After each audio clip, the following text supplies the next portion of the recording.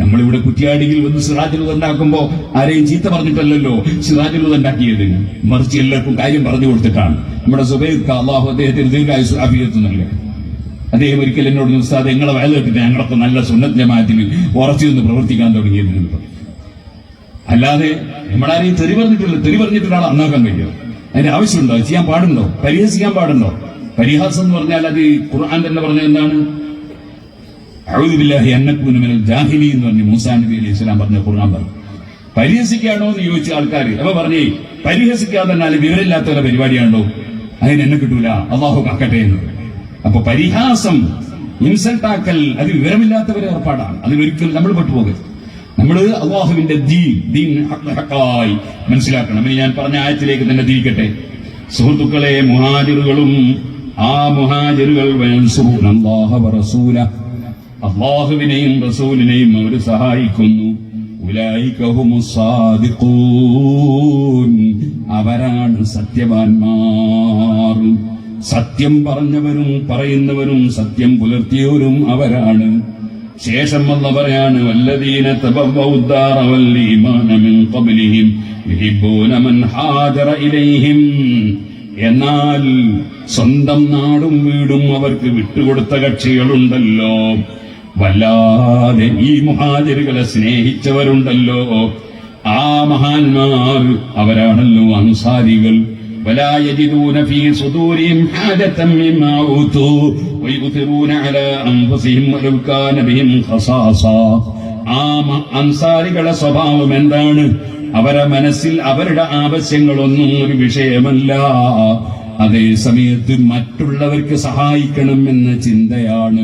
അവരെ സ്വന്തം ശരീരത്തെക്കാൾ അവർ തെരഞ്ഞെടുക്കുന്നത് മറ്റുള്ളവരെയാണ്. വലൗ കാന ബിഹിം ഖസാസ, അവർക്ക് സ്വന്തത്തിൽ ആവശ്യമുണ്ടെങ്കിൽ പോലും ആ ആവശ്യം മാറ്റിവെച്ച് മറ്റുള്ളവരെ സഹായിക്കുന്നവരാണവർ.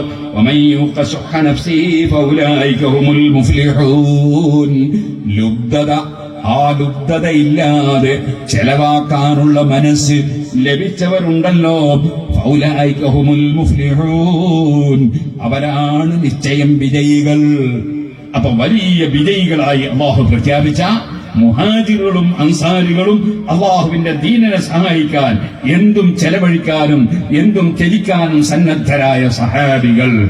ആ സഹാബികളെ കുറിച്ച് പറഞ്ഞതിന് ശേഷം അല്ലാഹു പറയാണ് വല്ലദീന ജാഊ മിൻ ബഅദിഹിം, അവരുടെ കാലശേഷം വരുന്ന കക്ഷികൾ യഖൂലൂന, അവര് പറയുന്നു റബ്ബന ഇഗ്ഫിർ ലനാ വലി ഇഖ്വാനിന അല്ലദീന സബഖൂനാ ബിൽ ഈമാൻ.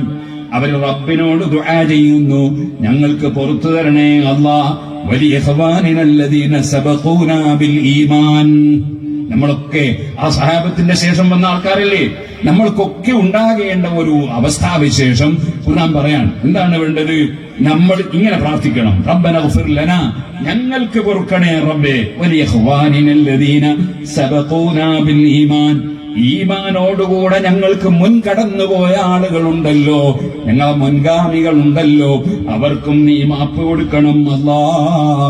വലിയ ഇഖ്വാനിനല്ലദീന സബഖൂനാ ബിൽ ഈമാൻ വലാ തജ്അൽ ഫീ ഖുലൂബിനാ ളില്ലൻ ലില്ലദീന ആമനൂ.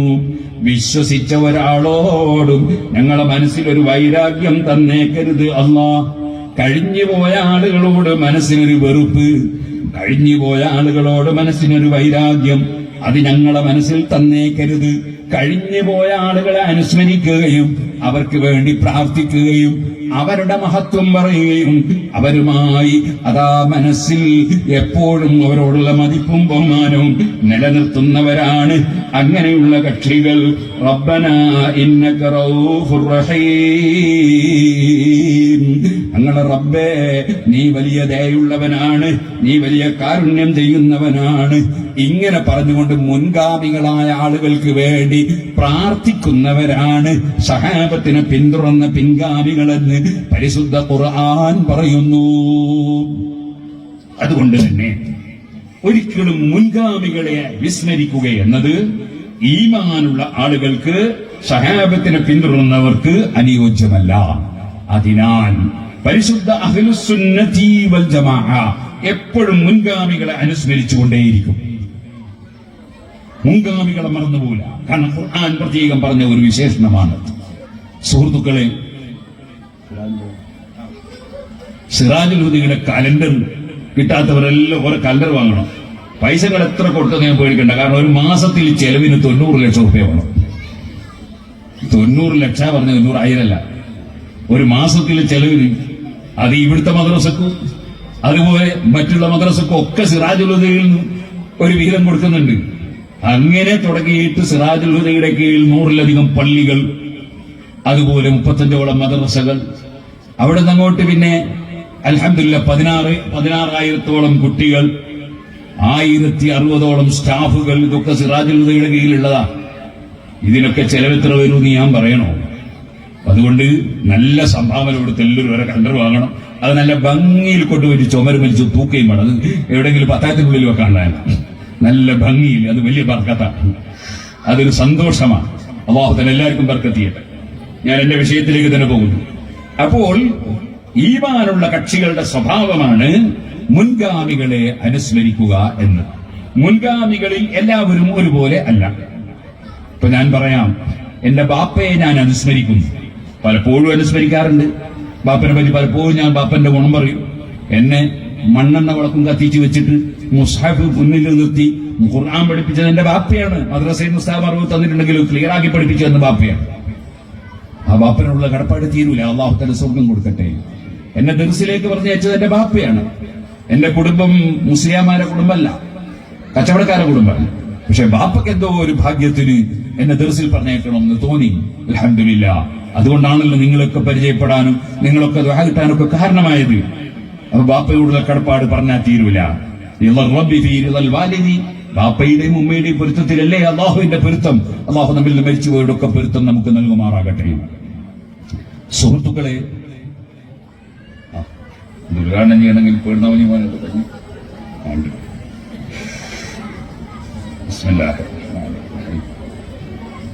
അപ്പൊ ഞാൻ പറഞ്ഞു വന്നത്, നിങ്ങൾ ഓർക്കണം, എല്ലാവരും ബക്കറ്റ് കൊണ്ടുവരുമ്പോൾ നല്ല സംഖ്യ നമ്മുടെ പ്രവർത്തകന്മാരെ സഹായിക്കാൻ, അവർക്ക് പ്രചോദനം നൽകാൻ നല്ല സംഖ്യ കൊടുക്കണം.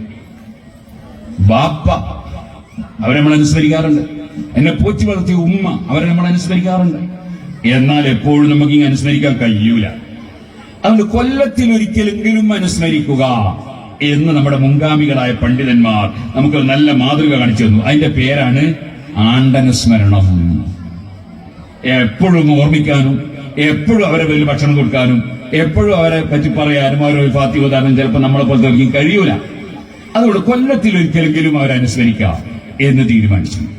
അതാണ് ആണ്ട് കഴിക്കാൻ പഴയ കാലത്ത് പറയും, ആണ്ടനുസ്മരണം എന്ന് പറയും. ഏതുപോലെ അഷ്റഫുൽ ഖൽഖ് സല്ലല്ലാഹു അലൈഹി വസല്ലം തങ്ങളിൽ അതിൽ നമുക്ക് മാതൃകയുണ്ട്. കാന യസൂറു ഖുബൂറ ശുഹദാഇ, ശുഹദാക്കളുടെ ഖബർ അലാ റഅസി കുല്ലി ഹൗലിൻ, കൊല്ലത്തിൽ ഒരു പ്രാവശ്യം നബി തങ്ങൾ പ്രത്യേകം സിയാറത്ത് ചെയ്യാറുണ്ട്. അപ്പൊ കൊല്ലത്തിൽ ഒരു പ്രാവശ്യമെങ്കിലും അവരെ അനുസ്മരിക്കുക, അവരെ ഖബറിങ്കിൽ പോവുക, അതേപോലെ അവരെ പേരിൽ ഖുർആൻ ഓതുക, അവരെ പേരിൽ ദിക്ർ ചൊല്ലുക, അവരെ പേരിൽ ഭക്ഷണം കൊടുക്കുക. അത് അവരോടുള്ള സ്നേഹപ്രകടനമാണ്. സ്നേഹിക്കപ്പെടേണ്ടവരോടുള്ള സ്നേഹം പ്രകടിപ്പിക്കണമല്ലോ, ആ സ്നേഹപ്രകടനമാണ്. അത് വലിയ പുണ്യകർമ്മമാണ്, നല്ല കാര്യമാണ്.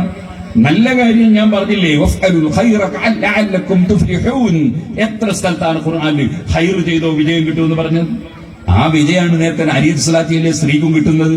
കാര്യം നടക്കുന്നു എന്ന് പറഞ്ഞില്ലേ, അള്ളാഹ് പറഞ്ഞല്ലേ ലഅല്ലക്കും തുഫ്ലിഹൂൻ, നിങ്ങൾ വിജയം കൈവരിക്കും, നിങ്ങൾ നല്ല കാര്യം ചെയ്തോളൂ. നബി തങ്ങളെ പേര് സ്വലാത്തി ചൊല്ലിയാൽ പ്രത്യേകിച്ചും നബി സല്ലല്ലാഹു അലൈഹി വസല്ലം തങ്ങൾ തന്നെ പറഞ്ഞ എന്താ, ഇദൻ ഫഹം വതുഫറു ദംബക, നീ സ്വലാത്ത് വർദ്ധിപ്പിച്ച് സ്വന്തം കാര്യത്തിൽ ദുആഇറക്കുന്നതിന് പകരവും കൂടി നീ സ്വലാത്ത് തന്നെ ചൊല്ലുകയാണെങ്കിൽ നിന്റെ ഏത് പ്രശ്നവും അല്ലാഹ് പരിഹരിച്ചു തരും, നിന്റെ ദോഷം പൊറുക്കപ്പെടും എന്നല്ലേ ഹദീസിലുള്ളത്.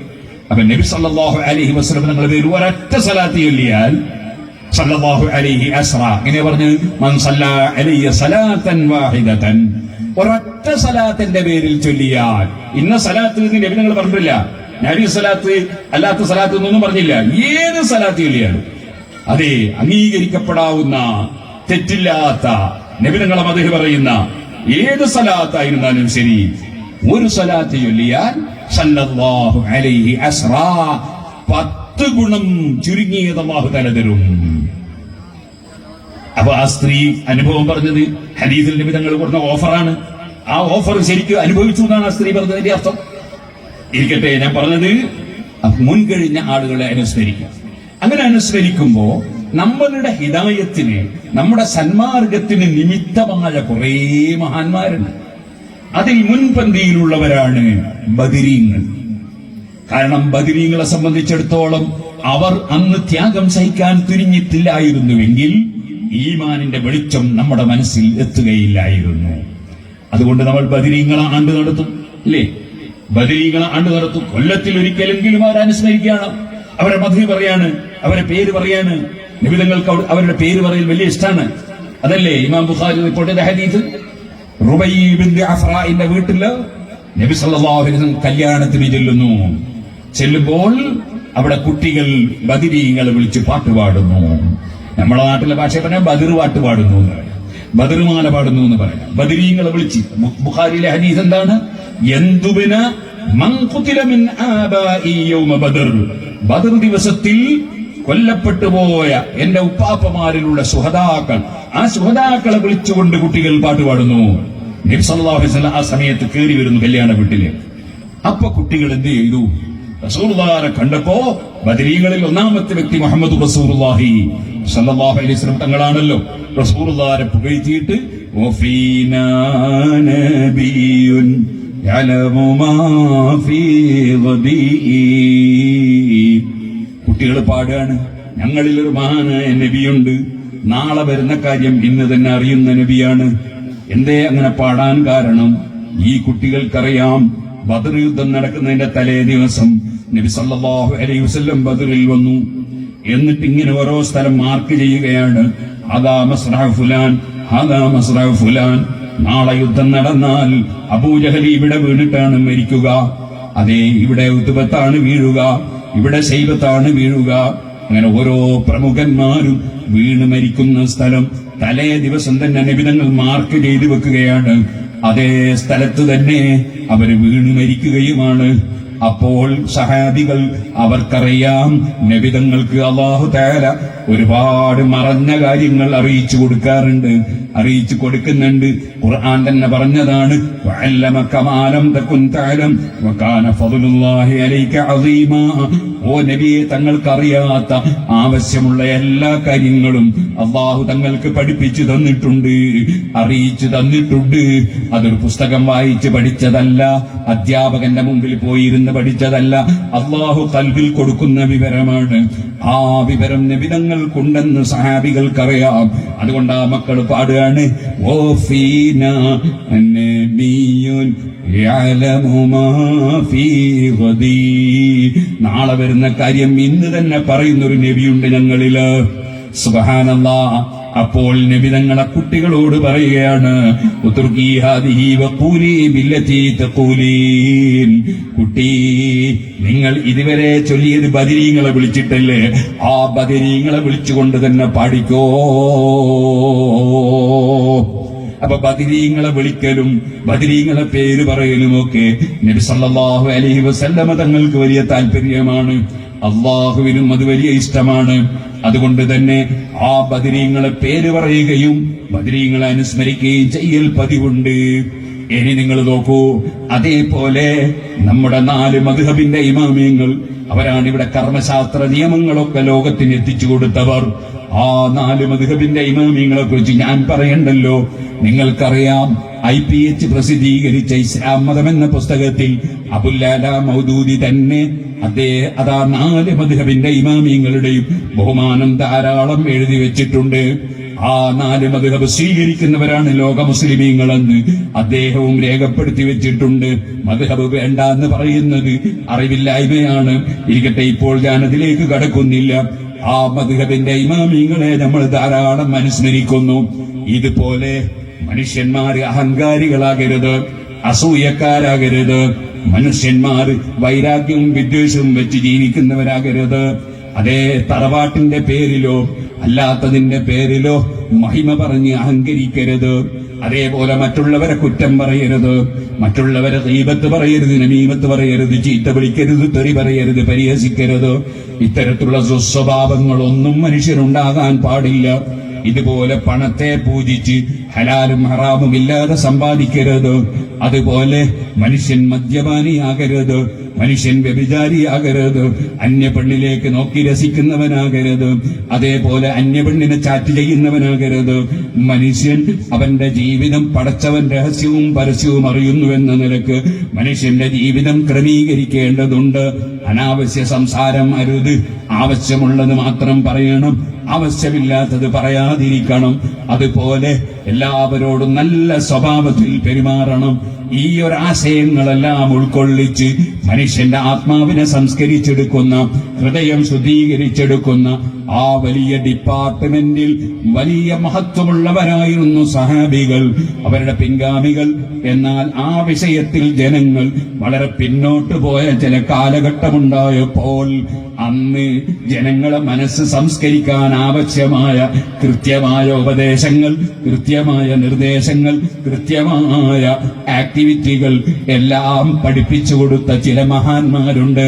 ആ മഹാന്മാരിൽ ഒരു വ്യക്തിയാണ് ബഹുമാനപ്പെട്ട ഹുജ്ജത്തുൽ ഇസ്ലാം അബൂ ഹാമിദുൽ ഗസ്സാലി റളിയല്ലാഹു അൻഹു. അതിൽപ്പെട്ട വേറൊരു മഹാനാണ് മുഹീദ്ദീൻ അബ്ദുൽ ഖാദിർ ജീലാനി റളിയല്ലാഹു അൻഹു. അതിൽപ്പെട്ട വേറൊരു മഹാനാണ് സുൽത്താനുൽ ആരിഫീൻ അഹ്മദുൽ കബീർ ദിഫാഇ റളിയല്ലാഹു അൻഹു.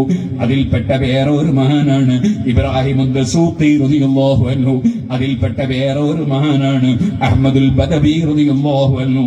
അതിൽപ്പെട്ട വേറൊരു മഹാനാണ് ബഹുമാനപ്പെട്ട ഖാജ മുഈനുദ്ദീൻ അജ്മീരി റളിയല്ലാഹു അൻഹു.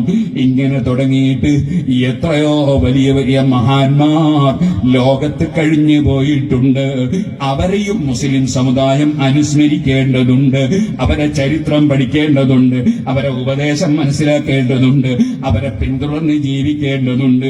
അപ്പോഴാണ് അഹങ്കാരമില്ലാത്ത, അസൂയയില്ലാത്ത, വിദ്വേഷമില്ലാത്ത, അള്ളാഹുവിലേക്ക് മനസ്സ് തിരിച്ച് അള്ളാഹുവിന്റെ രഹസ്യവും പരസ്യവും അറിയുന്നു എന്ന നിലക്ക് അള്ളാഹുവിലേക്ക് മനസ്സ് തിരിച്ചൊരു സമൂഹം ഇവിടെ ഉണ്ടാകുന്നത്.